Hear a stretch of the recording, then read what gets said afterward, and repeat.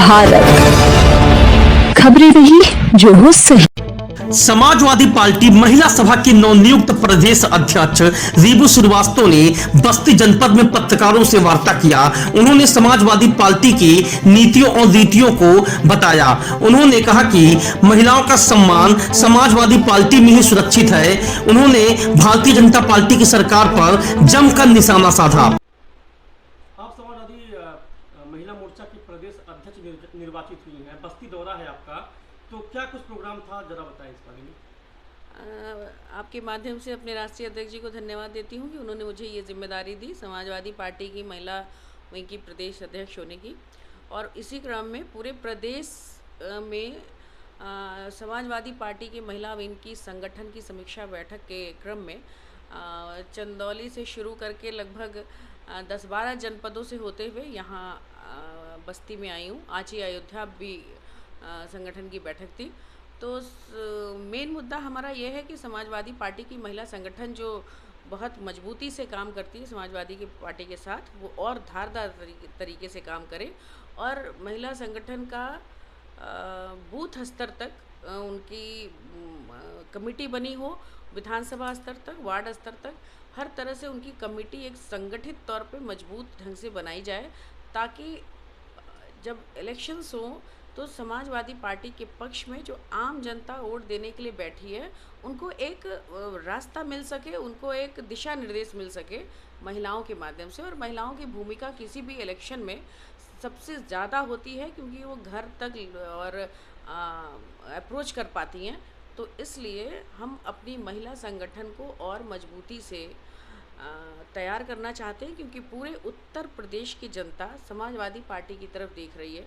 महंगाई और बेरोज़गारी का जो मुद्दा है वो बहुत बड़ा है और रोज़ ये महंगाई बढ़ रही है दिन प्रतिदिन। हमारी जीडीपी घट रही है, लोगों की आय कम होती जा रही है, जिससे गरीबों की संख्या बढ़ती जा रही है, गरीबी बढ़ती जा रही है। हमारे बच्चे बीटेक एमटेक चाहे कौन सी भी क्वालिफ़िकेशन ले लें, लेकिन उनको नौकरियां नहीं मिल रही हैं। हम और गरीब होते चले जा रहे हैं, हमारे पास नौकरियां नहीं है, सारा प्राइवेट होता चला जा रहा है। तो हम महिला विंग को मजबूत करके समाजवादी पार्टी की सरकार बनाने में एक महत्वपूर्ण भूमिका समाजवादी महिला सभा की करना चाहते हैं।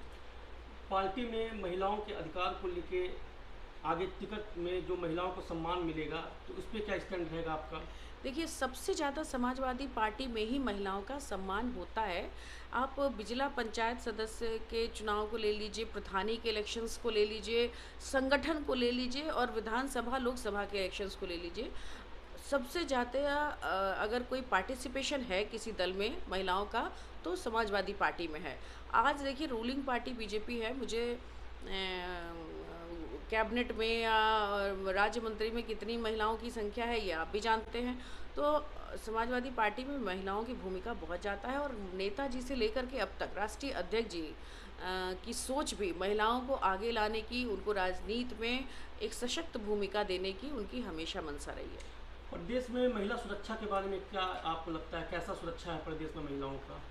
अरे, आप बेटी बचाओ बेटी पढ़ाओ के नारे के साथ ये सरकार आई और सबसे ज़्यादा बेटियों पर अत्याचार, उनके साथ दुष्कर्म, उनके साथ छेड़खानी की घटनाएं जो हर जनपद में लगभग घट रही हैं, वो किसी से छुपा नहीं है। तो ये सरकार केवल जुमलेबाजी करती है और सबसे ज़्यादा महिलाएं असुरक्षित इसी सरकार में हैं।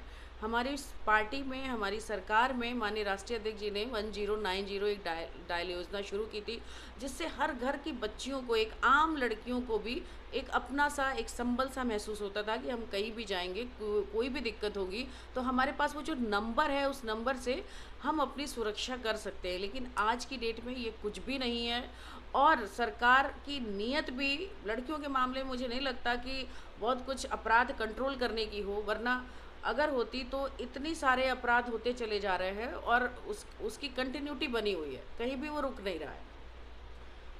बस्ती जनपद में आप आई हैं, कार्यकारिणी के विस्तार के संबंध में भी कुछ बैठक में रणनीति बनी हुई है? बिल्कुल बनी है। हम बूथ स्तर तक अपनी महिलाओं की कमेटी बनाएंगे, महिलाओं को एक महत्वपूर्ण जिम्मेदारी देंगे। और देखिए, महिलाएं आधी